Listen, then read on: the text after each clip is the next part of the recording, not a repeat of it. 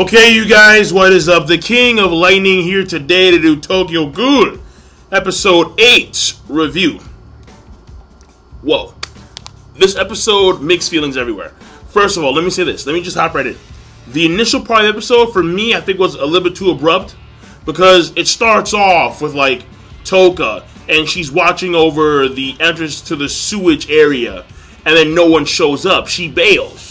And then the moment she bails and gets back to Anteku, Hinami leaves because she smells her mom. So, we pretty much, in essence, hop right into the fighting almost immediately when the episode starts. So it was very abrupt, and that kind of threw me off. I had figured that they'd actually have more planning when it came to luring the doves into the sewage, and Mado kind of figured out what was going on anyway, but Kaneki did see Amon tailing Touka, so in that sense, they did look out. So again, for me, the beginning was a little bit too abrupt, but it's not bad. When it comes to the animation, now, overall, I did like it when it came to the fights. I liked it a lot. Very dynamic, but, as usual, the censorship is murder on the soul. Dude, it's like, if you were a Christian, imagine you're in a room full of demonic figures, and then there's like a giant upside down cross, and you're in a bath of goat's blood. It's like, yeah, it's like, whoa, murder on the soul, murder, she wrote, murder, she wrote, and I'm like, dude, because you have this environment where it's a dark sewage area, and the animators can manipulate the lighting to where the censorship can censor out the gore parts. For example, two very important parts. One of them, I don't know what the hell happened, to be quite honest. I just don't. The other one, we know what happens because Mado told us. Mado told us that his hand was missing. No idea. Couldn't tell at all because of the way it was censored. And then you have this scene where Hinami's powers awaken, and she's going in. And at some point, her Kagune grabs Mado's Quinke, which is her father's Kagune. And Mado confirms that. And she winds up grabbing him and throwing him up into the air, and he's coming back down. Then her Quinke slashes the darkness and he screams. And I'm like, what the fuck happened? I think, given the censorship, I think he lost his legs? Maybe? I don't know.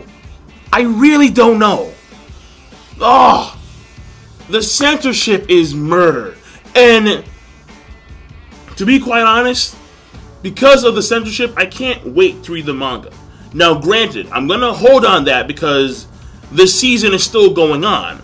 I at least want to wait until the season's over, and then I can start reading the manga. But I can't wait, man, because it's like, dog, I gotta see this. Because people are telling me, like in the manga, because the blood and the details and the gore, they're there, it raises the sense of danger. And it always does. It truly always does. And it gets you more, because again, I'm a sick fucker. So it gets me more infatuated with what's going on. There we go. So, moving on. The next thing. Why is it that, and I know it's like a stream of complaints, but hear me out. The next thing. Why is it that Kaneki needs like a freaking build-up to every one of his fights? He starts off this fight like a bitch. Like this dude has a tampon on. I'm like, yo, put your high heels on for Christ's sake, so I don't you. And Amon is just spanking him. Like, yeah, like you came back home late. Fuck you doing?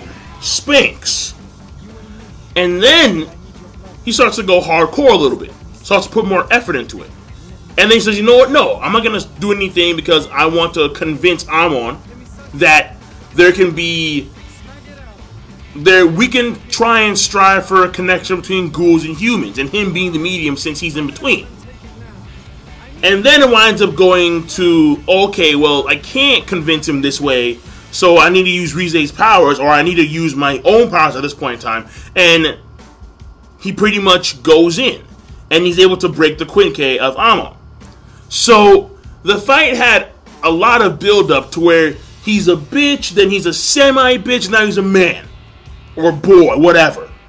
So, the thing here is, it took him some time, and I'm hoping to God that this can't be the case all the time. Oh, please. I mean, right now, I'm going to cut him the benefit of the doubt, because the circumstances, I guess because he's been in this environment for only a few months, weeks, whatever, how long it's been.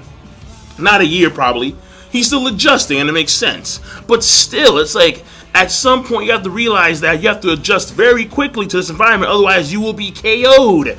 Night-night, KIA, done, finish him, fatality, ultra combo, over. You get my point. So, let's move on to, I guess, the good stuff. Number one of the good stuff. I love, dog. I love the way Yomo took that shit, son. Yomo's like, first of all, Kaneki, that was weird, man. Like, he's just, the hunger starts to just overcome his mind and his senses, and like Rize just takes over. I don't know if that was just like a play on the audio for us, or if Yomo actually heard Rize's voice. Like, that's what's tripping me out. Like, did Yomo hear Rize's voice? And then he's like, I'm so hungry right now, you know? And I'm like, dog. Like, I was crazy. And of course, he pierces him. And what happens? Oh, censorship!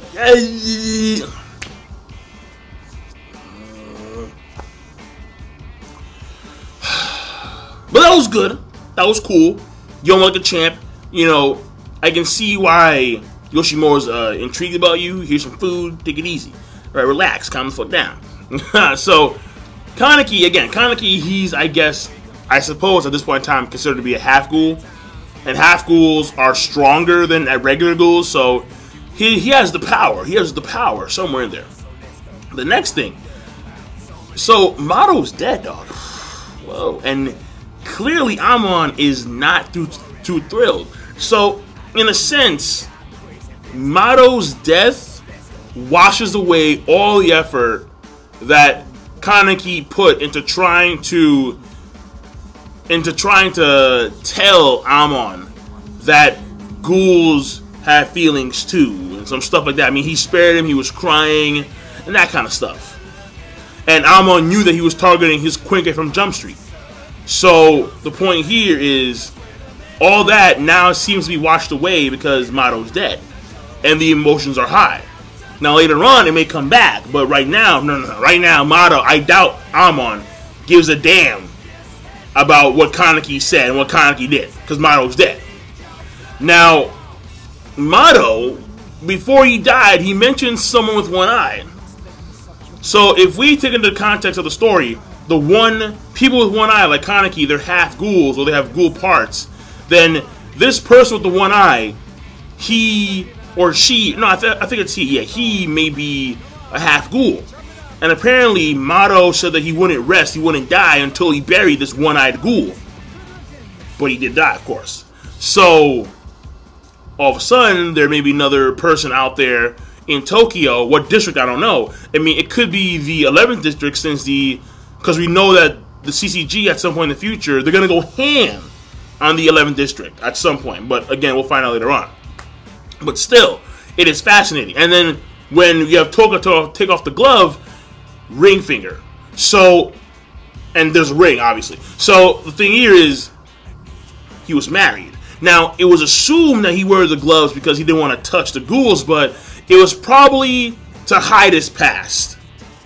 Because, like I said before, Mado probably had some kind of situation with ghouls previous to him joining the CCG, or when he was a part of the CCG during the younger days, like early on in his career.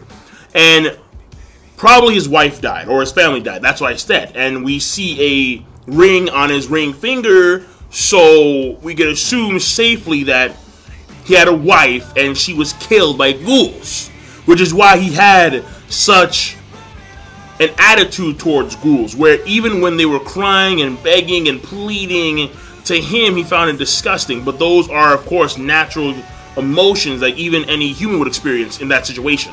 So it's just that ghouls have that exception where they're physically more powerful than humans. They have the Quincays, and they themselves consume humans, so they are the natural enemy of humans. Therefore, you kind of have to take it to consideration that humans are always going to see ghouls from the prey's perspective, and ghouls, I suppose, the predator perspective. But the doves do, of course, blur that line because they themselves use Quincay, which are Kagune, to fight against ghouls and could be on their level. And whether or not Mado is actually like, because I don't know what Mado was ranked among like the CCG, but if he's dead, well, first of all, that brings up a good thing right there. Well, not a good thing, but it brings it brings up something very important. Mado is dead, and he died in the 12th district. I'm assuming that this, well, not 12th, the 20th ward. So if this is the 20th ward, because I'm assuming that where the sewage tunnel was is located in the 20th ward, and plus that was their jurisdiction to begin with. All of a sudden, you kill Mado, you're probably gonna have other doves come in there and be like, "Yo, we need a crackdown on the quote unquote most peaceful ward, because Mado just died in this bitch. The most peaceful are asses because they kill them our best. So we got to go and hunt some more ghouls in the 20th ward." But then that may conflict with the 11th ward issue that's going on right now. Now, again, there is some kind of internal struggle between Kaneki and Rize. Rize's essence is still there inside of him. And I guess the point here is this. If Kaneki is able to overcome Rize, he's able to actually become powerful, significantly powerful. Though he's not going to probably kill because that goes against his code, I suppose. I mean, in the case of Touka, it's clear. And Touka, when she saw that ring, she started to freak out. Like, she started to hyperventilate. So what was going on there exactly, I don't know.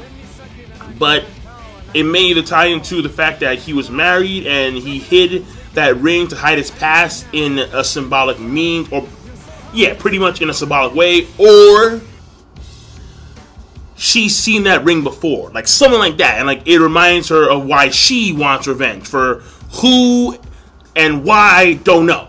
So we'll find out later on, obviously, but at this point in time, we're still in the dark about that.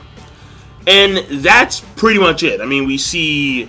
So I guess maybe the rabbit mask is actually Touka's mask, which, again, to me, it kind of throws me off. Like, whoa, like the rabbit thing, it seems very meh, but whatever, I'll take it. And we get to see Kaneki's mask, and...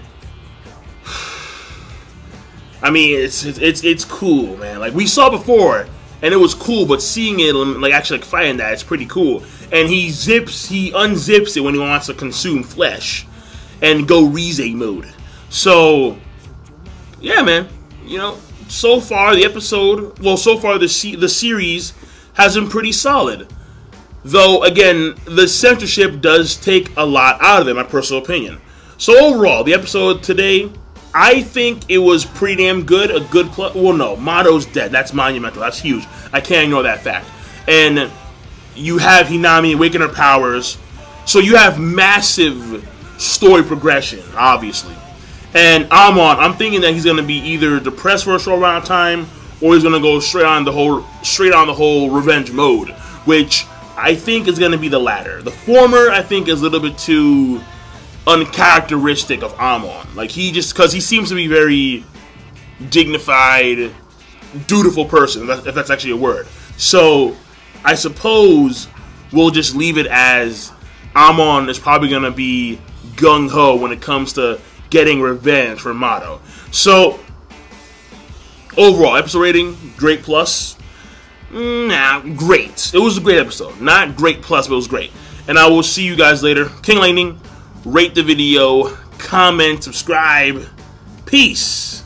Have a nice day. And by the way, Mado in the episode seemed like more of a monster than any of the ghouls.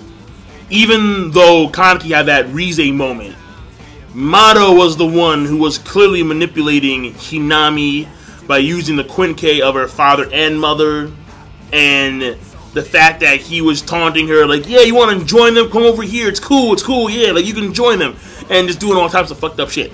And then also in the episode, you had a very good part too. I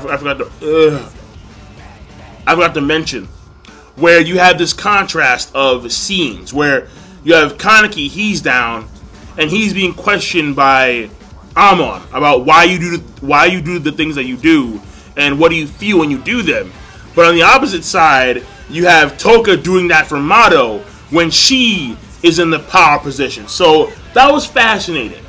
And again, Kaneki being the medium, because I think that's what Yomo sees. Yomo sees Kaneki being the medium to bridge humans and ghouls so they can come to some kind of peace deal or arrangement.